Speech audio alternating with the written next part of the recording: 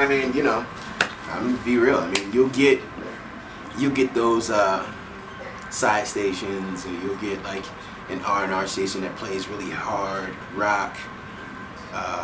But the honest truth, man, is those stations are like, there's a handful of them. You know, when you can look at it, it's probably like maybe 50 to 25 of those little, you know, small stations that are kind of syndicated.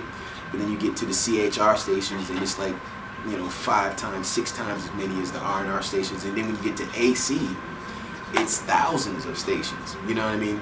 And you know, for me personally, you know, I love the underground. I came up listening to, you know, underground hip hop, you know, Tribe Called Quest, and you know, Saphir, and you know, the whole Hieroglyphics crew, you know, the whole nine. But in my walk and who God is calling me to be, I have to use my gifts and talents to reach the masses. And I think that already being a hip hop artist in the Christian market, you know, it doesn't make sense to really be underground too. You know what I mean? Because if we're trying to reach people, you know, you're either trying to reach people or you're trying to be cool. You know, and I think that there's a way to do both.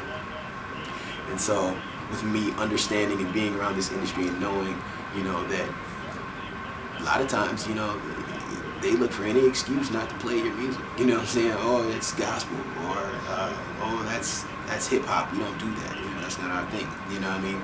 And so, in the goal to reach, you know, CCM, gospel, you know, hip hop, mainstream, you know, I'm giving people, you know, a taste of what they like, but also what I like. So I'm not saying that I'm making music that's not what I like, because I do like some pop music, but I know what their format is, and so, you know, it's either you can be played on, you know, 50 stations, or you can be played on 1,000 stations. You know what I mean? And so it's all part of a bigger plan, and you know, that's the reason I do what I do.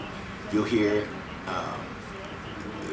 Something in Your Eyes will be the only song that you'll hear like that on the radio, or not on the radio, but on my album.